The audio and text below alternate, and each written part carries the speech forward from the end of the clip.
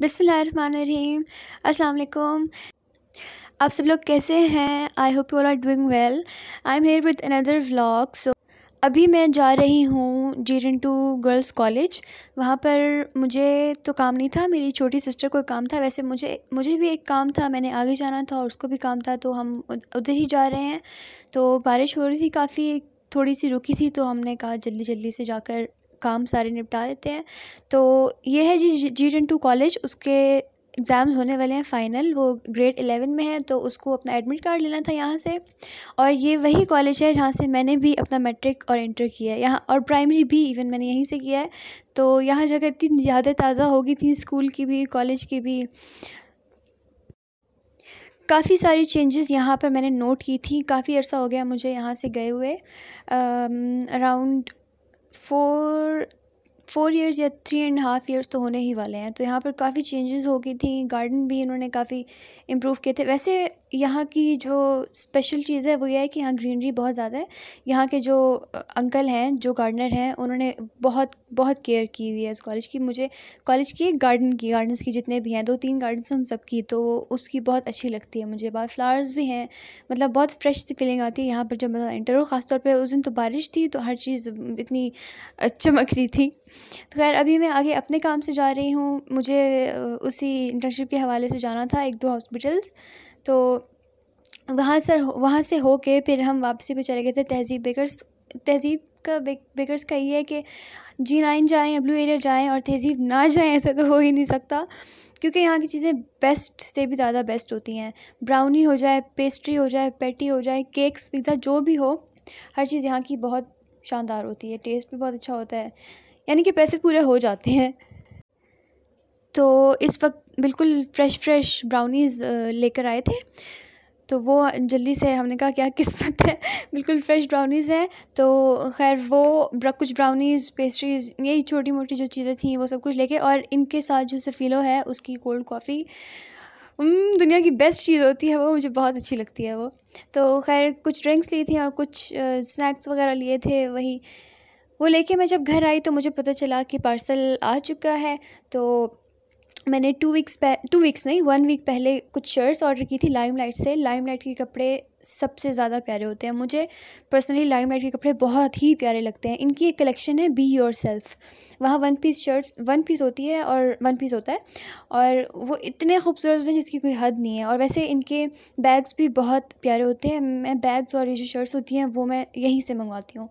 तो शर्ट्स मैंने 2 मंगवाई थी, एक ग्रीन कलर में, एक रेड कलर में है। तो इनके साथ मैं ये देख रही थी और सोच रही थी कि इनके साथ मैं क्या बनवाऊँगी, क्या स्टिच करवाऊँगी, ट्राउज़र होगा या प्लाज़ो या जो भी। तो मैं आपको खोल के भी दिखा देती हूँ। ये एक शर्ट है और ये दोनों 1000 रुपीज़ की हैं वैसे। और लाइमलाइट पे यही होता है कि 1000 से ऊपर जो शिपिंग होती है वो फ्री होती है, तो प्लस पॉइंट। खैर ये आप खोल के मैं आपको दिखाती हूँ। इसमें ये फुल ग्रीन कलर थी और साथ कॉम्बिनेशन इसका ब्राउन था। तो ग्रीन और ब्राउन का कॉम्बिनेशन तो हमेशा से बहुत ही प्यारा होता है। तो इसमें थोड़ा सा ब्लू का भी कॉम्बिनेशन डाला हुआ है। तो मैं सोच रही थी वैसे इसके साथ वाइट या ब्राउन कलर में कुछ स्टिच करवाऊँ। वैसे ये जो इस तरह की शर्ट का जिस तरह का प्रिंट है ना, इसमें तो बिल्कुल स्ट्रेट कुर्ता ही प्यारा लगेगा।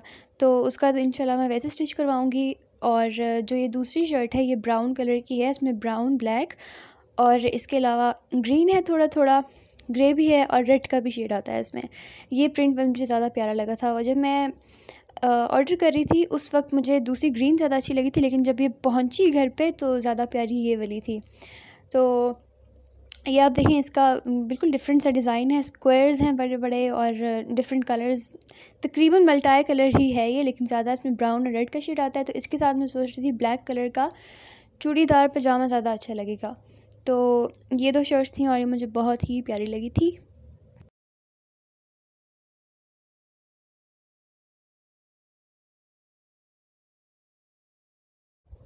तो इस मंथ जो सबसे बेस्ट चीज़ हुई है मेरे साथ वो ये है कि मेरी बिल्ली के किटन्स हुए हैं और ये इतने प्यारे हैं, इनको देखकर सारा का सारा स्ट्रेस ख़त्म हो जाता है। तो उसने 3 किटन्स दिए थे, एक ग्रे था और 2 ब्लैक हैं। तो जो ग्रे वाला है अनफॉर्चुनेटली वो उसको किसी ने पकड़ के मार दिया। मतलब मैंने बताया था आपको आउटडोर कैट है, तो उसने जब उसके किटन्स हुए तो वो 2 वीक्स के बाद ले आई थी। तो हुआ कुछ ऐसे कि अंदर थे हम, तो बाहर कोई बच्चा या पता नहीं कौन उठा कर ले गया, और बाद में मुझे पता चला कि बच्चा ही उस किटन की लाश लेके आया था, और वो काफ़ी ज़्यादा उसकी वजह से स्ट्रेस हुआ था।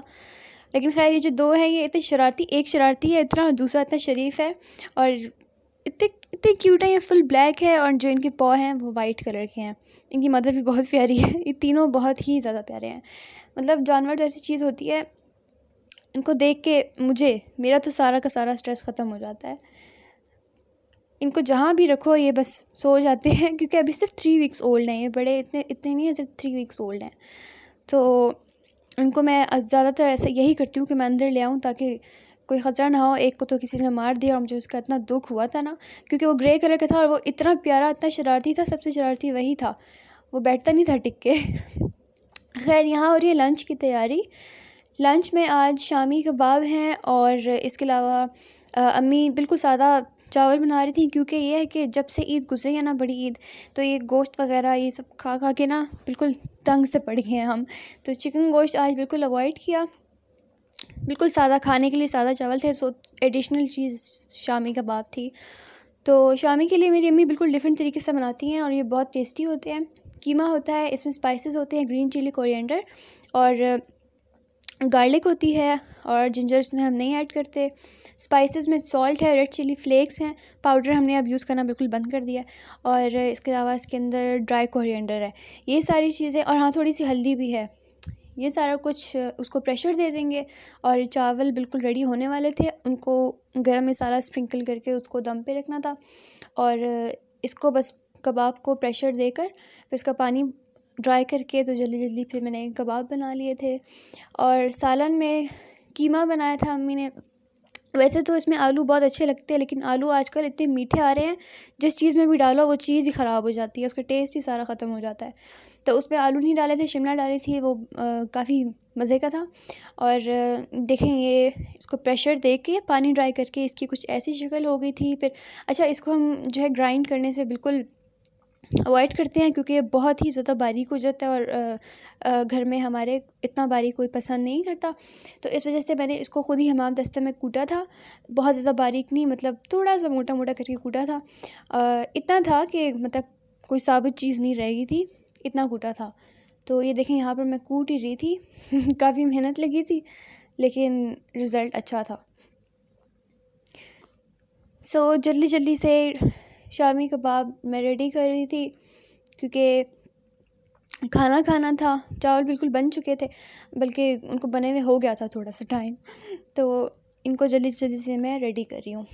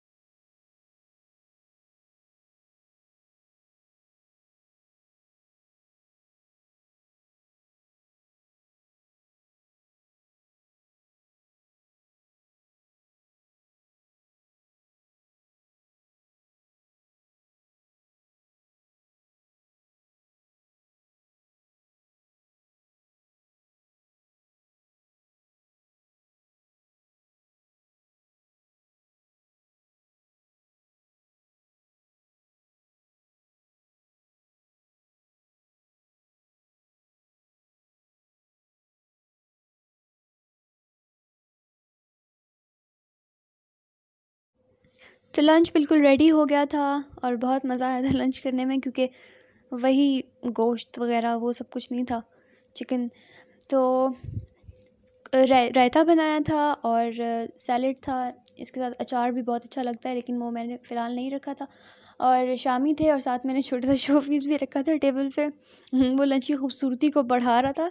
लेकिन वैसे ये काफ़ी होता है, अगर आपका जो लंच डिनर जो भी मतलब खाना है, अगर वो अच्छे से प्रेजेंट हुआ हो ना, तो उसको ऑटोमेटिकली खाने का दिल करता है, चाहे अगले को पसंद ना भी हो, तो उसको खाने का खुद ब खुद दिल करता है।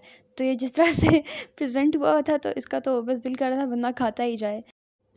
और मुझे वीडियो बनाते हुए इतनी मुश्किल हो रही थी यहाँ पे, क्योंकि मुझे समझ नहीं आ रहा था मैं किस तरह से गाऊँ और किस तरह से वीडियो बनाऊँ, क्योंकि इस वक्त कोई अवेलेबल नहीं था हेल्प के लिए, तो इसलिए मुझे ख़ुद ही करना पड़ रहा था। तो कभी मैं सीधे हाथ में पकड़ रही थी, कभी उल्टा हाथ में पकड़ रही थी, लेकिन खैर ये सब तो मजाक की बातें हैं।